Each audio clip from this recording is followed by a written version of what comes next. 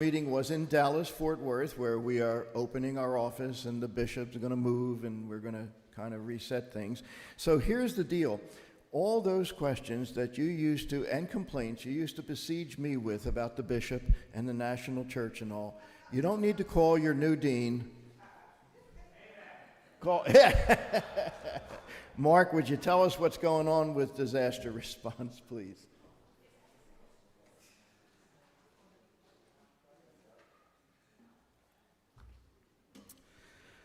Okay, I'm not going to take the full 15 minutes. We're behind schedule, so I don't want to do that. I will say this, though. I need 2 volunteers. Thank you, Wayne Nur, and thank you, Linda Shipman, for coming on up.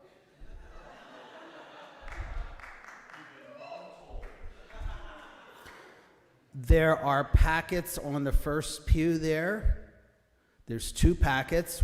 One person take one packet, one person take another packet.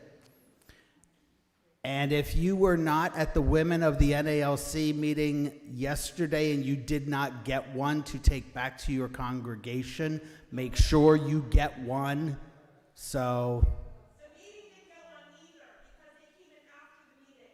So everybody needs one. oh, everyone needs one. Okay, scratch that. Every congregation needs to take one of these packets.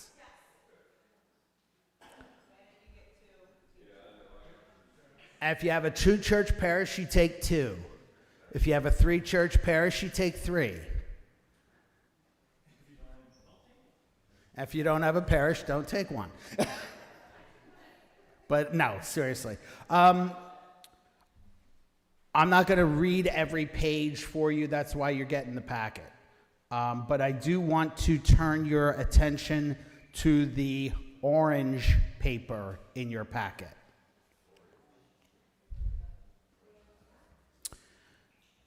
One of the biggest things that you can do to help Mary Bates and to help NALC disaster response is to find someone who is willing to be your congregation's disaster response coordinator. Here's the reason why, or a couple reasons why. There is going to be a disaster where you live. It may not be today, it may not be tomorrow, but there is going to be a disaster where you live. The disaster might be a flood. The disaster might be hurricane, name it, coming up the coast and creating havoc. It may be a tornado that rips through.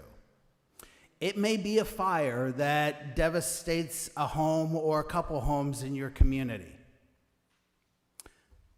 It may be, heaven knows, whatever else. But there will be a disaster in the area in which your congregation sits.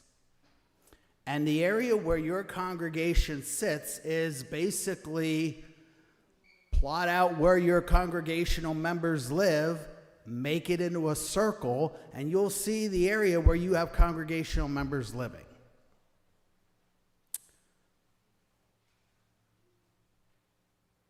Back in September 1st, as Hurricane Ida was going through, in Mullica Hill, New Jersey, there was a EF3 tornado that struck a path 12 miles long.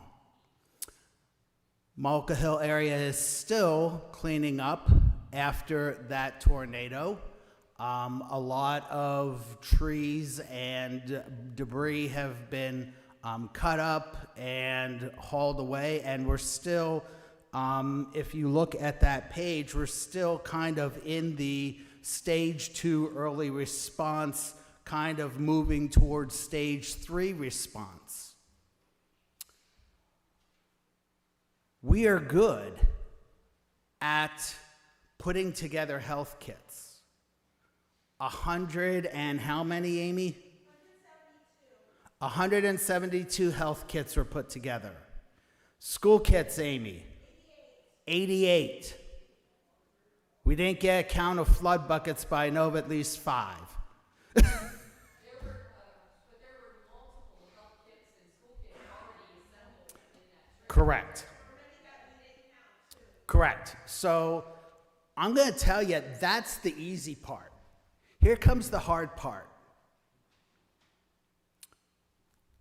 I call up Pastor Brett. Pastor Brett, I heard there's flooding up in your neck of the woods. How is everyone doing? Oh, we're fine. Okay, that's good. Who's we? Brett was fine. His members were fine. On the news, it didn't look fine. Are we willing to do the next step? Are we willing to go to the places that aren't fine? Are we willing to go to the people who see one side of their house that is left? Are we going to the people who have been arguing with their insurance company whether or not their house can be rebuilt or whether it is demolished? And let me tell you, the insurance company is going to say, oh yeah, that can be fixed. Yeah, right. And here's the other piece. A lot of folks don't know what their insurance policy covers or doesn't cover until it's needed. And insurance companies have great ways of wording things and following wording that will leave you thinking that you are covered when you actually are not. And here's where the last component comes in. Component number 4. Last weekend at Emmanuel, and actually I'll take you back a week and a half, 2 weeks ago, I got a call from Mary Bates. Mary says, Pastor Mark, I have 3 guys that are out in western Pennsylvania. They want to come and help at Mullica Hill to do some disaster response work. Can you guys put them up? Sure. So we opened up our social hall. We made sure on short notice, I mean, we got 5 days, so I guess that isn't too short a notice. But we made sure that there was breakfast and dinner available for the guys. We made sure we had a list of places where they could go to people that needed the help. We sent them out, and they went out. We don't have showers in our social hall. We don't have showers at our church, so what do? We had 2 campgrounds in our area where we sent these guys. We had at least 2 options where we could send them. We sent them to the closest option. Again, use the resources that are there. One of the other things that I'll just say also about congregational coordinators is someone in your congregation who is willing to get to know the greater public, the folks that work in your county offices, the ones who serve on emergency management. The more you can get to know those people, the more you are able to respond when, not if, when disaster strikes. If you have any questions, you can email me.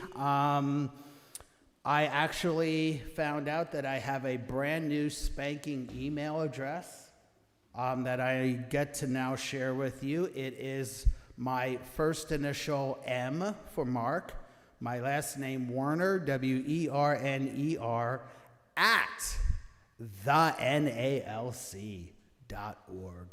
I feel official now. Thank you, Mark. I will tell you that in 2012, when Hurricane Sandy hit the Jersey coast, I headed the Atlantic City Long-Term Recovery Group.